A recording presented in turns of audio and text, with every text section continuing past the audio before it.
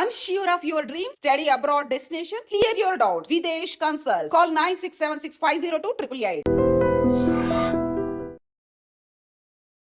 అందరికీ నమస్కారం. మొన్న ప్రెసిడెంట్ ట్రంప్ స్వేరింగ్ ఇన్ తర్వాత అండ్ అంతకుముందు ఆయన హయాం రాబోతోంది అని తెలియగానే కూడా అందరి మనసుల్లో చాలా ప్రశ్నలు వచ్చేసాయి.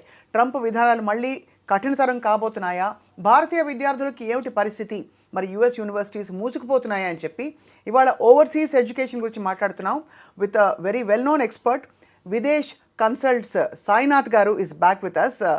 ముఖ్యంగా ట్రంప్ విధానాలు యుఎస్ వెళ్ళడానికి భారతీయ విద్యార్థులపై ఏం ఎఫెక్ట్ చూపించబోతున్నాయి, మరి ఆల్టర్నేటివ్స్ ఏమిటి అన్నీ అడిగి తెలుసుకుందాం. Sainath garu, thank you so much, welcome back అండి. It's my pleasure madam, thank you.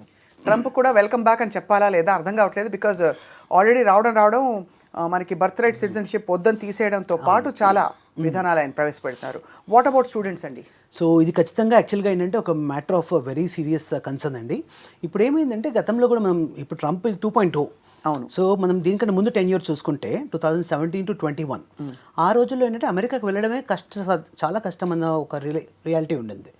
ఆ తర్వాత బైడెన్ ఎప్పుడైతే వచ్చారో అప్పుడు మనకి ఏంటంటే తెలుగు వాళ్ళకి, ఇండియన్స్కి ముఖ్యంగా వీసాలు అనేది యాక్చువల్గా 22, 23, 24 ఈ 2 సంవత్సరాల్లో అమెరికా ఇచ్చిన వీసాలు ప్రపంచంలో ఈ దేశం ఇవ్వాల.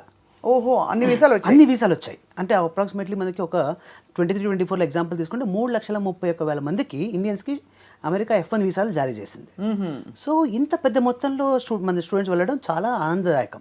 అయితే ఇప్పుడు ఏమైపోయిందంటే అమెరికా ఫస్ట్ అనేది నినాదం, అంటే రిపబ్లికన్ మెంటాలిటీ కదా, డెమోక్రాటిక్ వేరు, రిపబ్లిక్ వేరు. సో ఈ రిపబ్లికన్ మెంటాలిటీ ఇప్పుడు ట్రంప్ అని కాదు, ఆ పార్టీ వాళ్ళు ఎవరు వచ్చినా కూడా ఉదాహరణకి వీళ్ళ మైండ్ సెట్ ఎంతసేపు కూడా ఏంటంటే ఫస్ట్ మా వాళ్ళకి భోజనం దొరకాలి, అవును, మా వాళ్ళు భోజనం దొరకగా మేము వండుకోలేదు అంటే వేరే వాళ్ళు వచ్చి వండాలి, right. So this is the idea of the Republican mind set. అవును. సో ఇక్కడ ఏమైపోయిందంటే మన వాళ్ళు ఇంతమంది వచ్చేటప్పటికి అక్కడ కూడా ఏంటంటే అది ఒక లోకల్స్కి అది మింగుడు పడట్లా. ఇప్పుడు మన వాళ్ళు వెళ్ళిన వాళ్ళు కూడా చాలా హ్యాపీగా మంచి జాబ్స్ చేస్తున్నారు. H1Bలు, ఆ H1B వచ్చిన తర్వాత యావరేజ్ శాలరీ వచ్చే $70,000 సంవత్సరానికి వాళ్ళ ఆదాయం ఉంటే మన తెలుగు వాళ్ళకి సగటున $1,00,000 నుంచి $130,000 ఉంటుంది. అవును. సో అది వాళ్ళకు ఒక కడుపు మంట. ఇప్పుడు ఏమైందంటే దీన్ని ట్రంప్ వచ్చేటప్పటికి ఎందుకు వాళ్ళే చేయాలి, మన వాళ్ళు చేయలేరా? అవును. సో వాళ్ళంటూ లేకపోతే అప్పుడు మన వాళ్ళకి అవకాశాలు వస్తాయి కదా. సో ఇదొక వాళ్ళ రాడికల్ మైండ్ సెట్ అనే వర్డ్ మనం వాడచ్చో లేదో తెలియదు కానీ, but this is the mindset of the present government there, right. So దీని విషయంలో వచ్చేటప్పుడు స్టూడెంట్స్కి ముఖ్యంగా ఇంపాక్ట్ వచ్చేది ఏంటంటే మనకి అమెరికా చదువులు అంటే అది ఆషామాషిగా అయ్యేది కాదు. అంటే ఎవరికైతే స్టూడెంట్కి 100% స్కాలర్షిప్ వస్తుందో వాళ్ళకి వెళ్ళడంలో ఎటువంటి ఇబ్బంది లేదు. అయితే స్టూడెంట్స్కి చాలా మటుకు ఏంటంటే సొంతగా మనం డబ్బులు పెట్టుకోవాలి. కరెక్ట్. ఇది ఇప్పుడు అమెరికా I-20 ఇచ్చినప్పుడు I-20 ఫామ్లో క్లియర్గా ఉంటుంది, ఇది మీ ఫీజు నిమిత్తం ఎంత అవుతుంది, లివింగ్ ఎక్స్పెన్స్ ఎంత అవుతుంది, మొత్తం ఓవరాల్గా మీకు 50 నుంచి 70 లక్షల రూపాయలు మీకు సుమారుగా ఖర్చు వస్తుంది అనేది మనం చూపించి అది మనం కాన్సులేట్లో అది ప్రజెంట్ చేస్తేనే వీసా ఇస్తారు. అవును. సో ఇంతవరకు అందరికి బాగానే జరుగుతోంది. కానీ వాస్తవానికి రియాలిటీ వచ్చేటప్పటికి ఏమవుతుందంటే మనకు 190 మంది స్టూడెంట్స్కి ఒక first semester or second semester వరకు మనం ఫండ్స్ అరేంజ్ చేసుకోవడం ఆర్ ఎడ్యుకేషన్ లోన్ ద్వారా తీసుకోవడం. అవును. అక్కడ వెళ్ళిన తర్వాత మనం ఆటోమేటిక్గా అక్కడ దొరికే పార్ట్ టైమ్స్ ద్వారా మన లివింగ్ ఎక్స్పెన్సెస్ కవర్ చేసుకుంటూ బ్యాలెన్స్ ఫీజు కూడా మనం క్లియర్ చేస్తాం.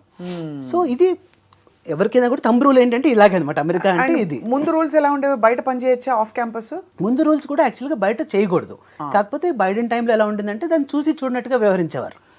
సో దానివల్ల ఏమైందంటే చాలా మందికి ఆ వెసులుబాటులో వాళ్ళు actual they use to do any like oil gun gas కానీ లేకపోతే మన గ్యాస్ స్టేషన్స్లో కానీ సూపర్ మార్కెట్స్లో ఇలాంటి చోట్ల చేసేవాళ్ళు తెలుగు పిల్లలు.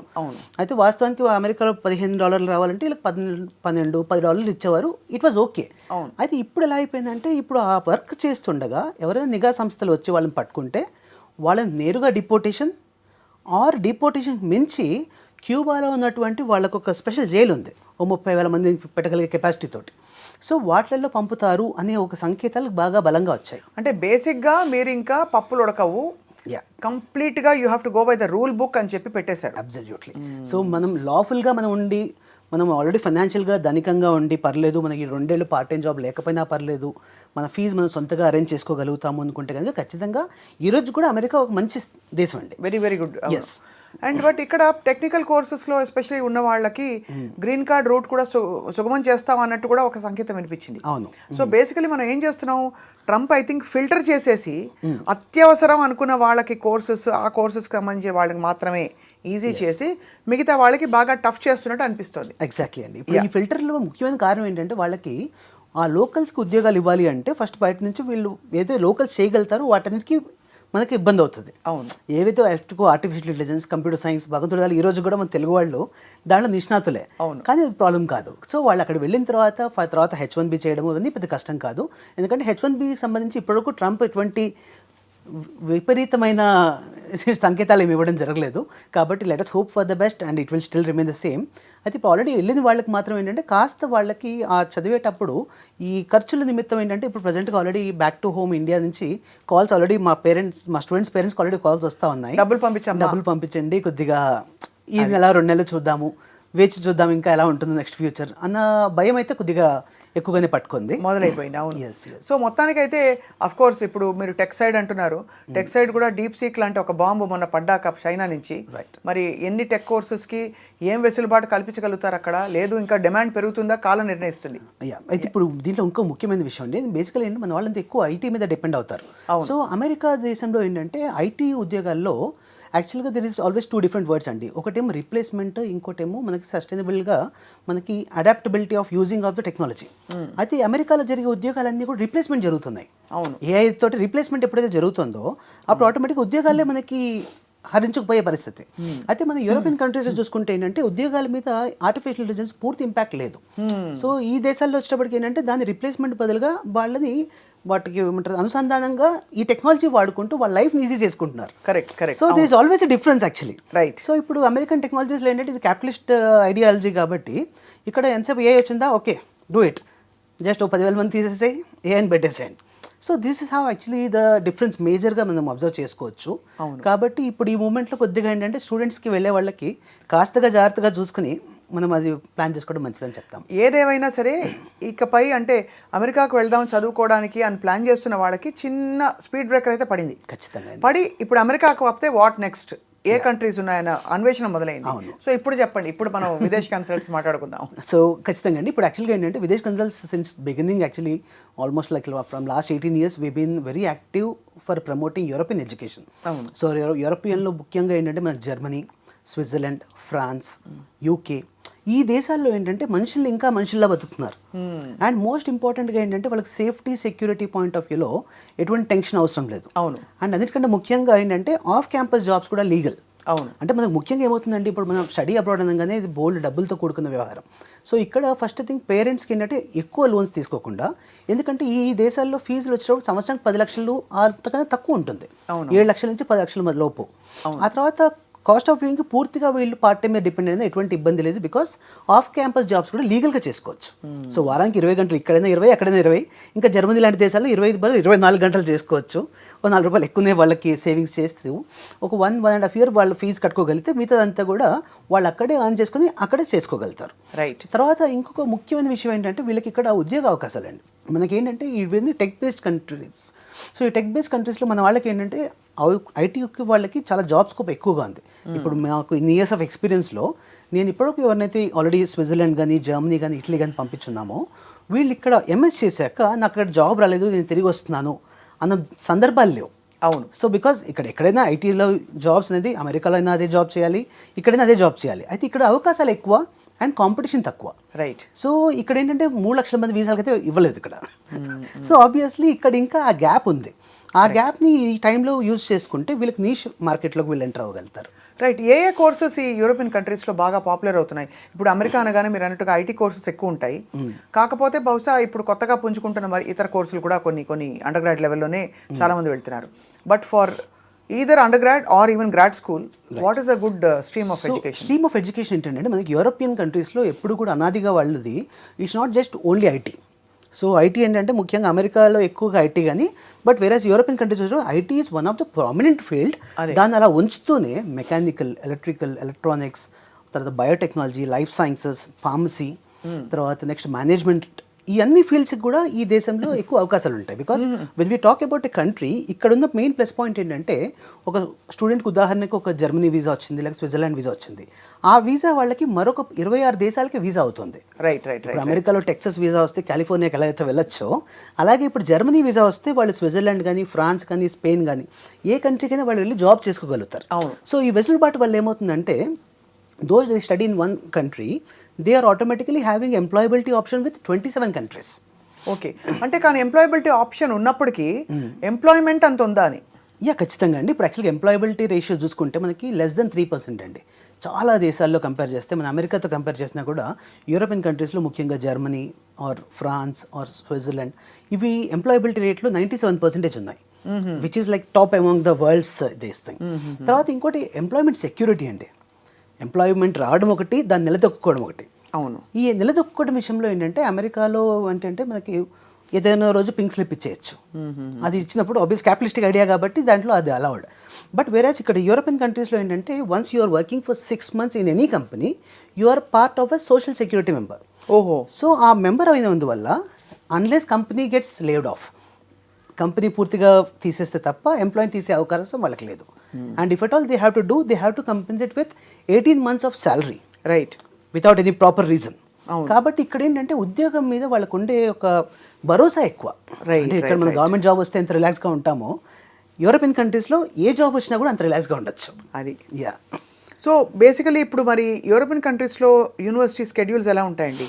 సో సెమిస్టర్ సిస్టమ్ కాబట్టి yeah, what is the normal time ఎక్కువ అక్కడ ఆ దేశాలకు వెళ్ళి? సో ముఖ్యంగా ఏంటంటే ఇంటేక్స్ వచ్చి మనకి 2 ఇంటేక్స్ ఉంటాయండి. ఇప్పుడు ప్రజెంట్గా మార్చ్ ఇంటేక్, ఆ తర్వాత కమింగ్ సెప్టెంబర్ ఇంటేక్. అయితే కొన్ని యూనివర్సిటీస్లో మనకు మే ఇంటేక్ అండ్ జూన్ ఇంటేక్ కూడా ఉన్నాయి. సో ఇక్కడ ఏంటంటే ఎంట్రీ అనేది ఇబ్బంది కాదు. తర్వాత రెండో థింగ్ ఏంటంటే ఇక్కడ వీళ్ళకి ఎంఎస్ చేసేటప్పుడు ఎడ్యుకేషన్ స్టాండర్డ్ కూడా ఏంటంటే మనకి అమెరికా కంటే బెటర్ ఎడ్యుకేషన్ స్టాండర్డ్ ఎక్స్పెక్ట్ చేయొచ్చు. అండ్ అంతా ఇంగ్లీషే, ఏ కంట్రీ అయినా కూడా ఇంగ్లీష్. సో మొత్తం all tech courses or any course management ఏది తీసుకున్నా కూడా అన్నీ పూర్తిగా ఇంగ్లీష్లో ఉంటాయి. కాబట్టి వీళ్ళకి ఏంటంటే చక్కగా ఎడ్యుకేషన్ ఇంగ్లీష్లో అవుతుంది. ఆ తర్వాత వీళ్ళకి పోస్ట్ స్టడీ వర్క్ రావడం జరుగుతుంది. అండ్ డ్యూరింగ్ స్టడీస్ కూడా వీళ్ళకి ఏంటంటే స్టడీస్తో పాటుగా కంపల్సరీ ఒక 6 months ఇంటర్న్షిప్ చేయాలి. సో ఇంటర్న్షిప్ చేసినప్పుడు ఏంటంటే వీళ్ళ ఎడ్యుకేషన్ 18 months చేస్తూనే ఒక 6 months లాస్ట్లో వాళ్ళు ప్రాజెక్ట్ వర్క్ ఏదో కంపెనీలో చేయడం వల్ల కొంచెం వీళ్ళకి ఎక్స్పీరియన్స్ వస్తుంది, ఇన్కమ్ కూడా వస్తుంది, చాలా హెల్ప్ అవుతుంది. ఇన్కమ్ కంటే ఎక్కువగా వీళ్ళకి ఏంటంటే ఒక కంపెనీలో ఒక బెరుకుతనం ఉండదు. అంటే వెళ్ళినప్పుడు ఇదే కదా, ఇది నేను చూసుకుంటే మేనేజర్ని ఎలా మాట్లాడాలి, తర్వాత ఇక్కడ this is the expectation of a client and employer, so ఎలా ఉంటుంది, ఇవన్నీ కూడా వీళ్ళు ఆల్రెడీ ఒక 6 నెలలు అక్కడ క్షుణ్ణంగా అనుభవించడం వల్ల వాళ్ళకి ఏమవుతుందంటే ఆ తర్వాత వీళ్ళు ఉద్యోగం వెతుక్కోవడం టైంలో automatic they have 6 months experience. So they will be the best resource for the companies who can easily crack the job అనమాట. రైట్. ఒకవేళ అలా వచ్చినా కూడా వాళ్ళని కూడా అబ్జర్వ్ చేసుకోవడం అండ్ వాళ్ళతో పాటు బహుశా అంటే ఈ వెసులుబాటు అన్ని ఫీల్డ్స్లో స్ట్రీమ్స్ ఆఫ్ ఎడ్యుకేషన్లో ఉందండి? ఖచ్చితంగా అండి. అన్ని మాస్టర్ ప్రోగ్రాంలో ఇది ఇన్బిల్ట్గా ఉండేది. బ్యాచిలర్ ప్రోగ్రాంలో కూడా ఈ 6 months ఇంటర్న్షిప్ అనేది కంపల్సరీ మాడ్యూల్. ఇంకా యూకే లాంటి కంట్రీలో తీసుకుంటే యూకేలో ఏమవుతుంది, చదువు వచ్చినప్పుడు 1 year మాస్టర్స్, ఆ తర్వాత 1 year మనకి ఇంటర్న్షిప్. ఈ 2 ఏళ్ళు చేస్తేనే వాళ్ళకి కోర్స్ కంప్లీట్ అవుతుంది. అవును. సో టెక్నికల్గా వాళ్ళకి తెలియకుండానే వాళ్ళకి ఒక సంవత్సరం సివిలో ఎక్స్పీరియన్స్ ఏర్పడుతుంది. సో ఆబ్వియస్లీ 6 నెలల కంటే సంవత్సరం ఇంకా బెటర్ కదా. అండ్ మీరు అనేది ఈ డిగ్రీలన్నీ కూడా, ఈ మాస్టర్స్ ప్రోగ్రామ్స్ అన్నీ కూడా certification is valid in various countries through out the world.